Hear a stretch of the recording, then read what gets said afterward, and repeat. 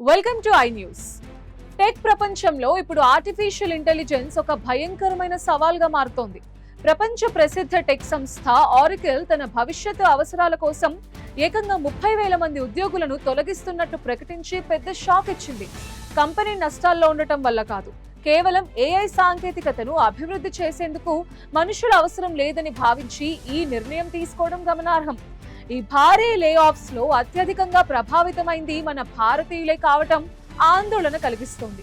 అసలు ఆరకిల్ వ్యూహం ఏంటి? ఈ ఉద్యోగాల కోత వెనుక ఉన్న అసలు కారణాలేంటి? ఇప్పుడు స్పెషల్ స్టోరీలో చూద్దాం. ఊహించండి, మీరు ఉదయం నిద్రలేచి ఎంతో ఉత్సాహంగా ఈమెయిల్ చెక్ చేస్తే మీ ఉద్యోగం పోయిందని ఒక చిన్న లైన్ కనిపిస్తే ఆ బాధ ఎలా ఉంటుంది? ఆరకిల్ సంస్థలోని వేలాది మంది ఉద్యోగులకు ఇప్పుడు అదే చేదు అనుభవం ఎదురైంది. ఆరకిల్ ప్రపంచవ్యాప్తంగా 30,000 మందిని ఇంటికి పంపించేస్తోంది. ఇందులో అత్యంత దారుణమైన విషయం ఏంటంటే సుమారు 12,000 కంటే ఎక్కువ ఉద్యోగాల కోత ఒక్క భారతదేశంలోనే జరగటం. అంటే సుమారు 40% ప్రభావం మన దేశంపైనే పడింది. కంపెనీ ఆర్థిక ఇబ్బందుల్లో ఉండి ఈ నిర్ణయం తీసుకోలేదు. పైగా బిలియన్ల కొద్ది లాభాలను గడిస్తూ కూడా కేవలం మెషిన్స్ కోసం మనుషులను పక్కన పెట్టేస్తోంది. ఆరకిల్ సహ వ్యవస్థాపకుడు లారీ ఎలిసన్ భావన ప్రకారం భవిష్యత్తు అంతా ఆర్టిఫిషియల్ ఇంటెలిజెన్స్దే.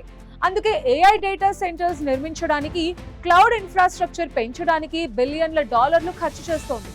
ఈ ఏఐ భవిష్యత్తు కోసం నిధులను సమకూర్చుకోవడానికి ప్రస్తుతం ఉన్న హ్యూమన్ టీమ్స్ ను కంపెనీ భారీగా తగ్గించుకుంటోంది. అంటే టూల్స్ తయారు చేయాల్సిన మనుషులే ఇప్పుడు ఆ టూల్స్ చేతిలో బలవుతున్నారు.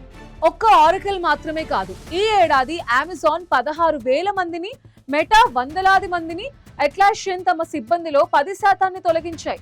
2025లో ఏకంగా 1.17 మిలియన్ల మంది ఐటీ ఉద్యోగులు రోడ్డున పడ్డారు. ఇది కోవిడ్ సమయం కంటే కూడా ఎక్కువ కావడం విశేషం. టెక్ రంగంలో ఇప్పుడు మనుషులు డిఫాల్ట్ వర్కర్స్ కాదు, మెషిన్స్ బాసులుగానే మారుతున్నాయి. ల్యాప్టాప్ ఓపెన్ చేస్తే మీ రోల్ మాయమైపోతుంది. కనీసం ఎందుకు తీసేస్తున్నారో తెలుసుకునే లోపే యాక్సెస్ కట్ అయిపోతుంది అని ఒక ఉద్యోగి తన ఆవేదనను పంచుకున్నారు. లారీ ఎలిసన్ స్పష్టంగా చెప్పారు, ఏఐ అనేది తర్వాతి సరిహద్దు, దానికి మనుషులు అడ్డొస్తే తప్పుకోవాల్సిందే.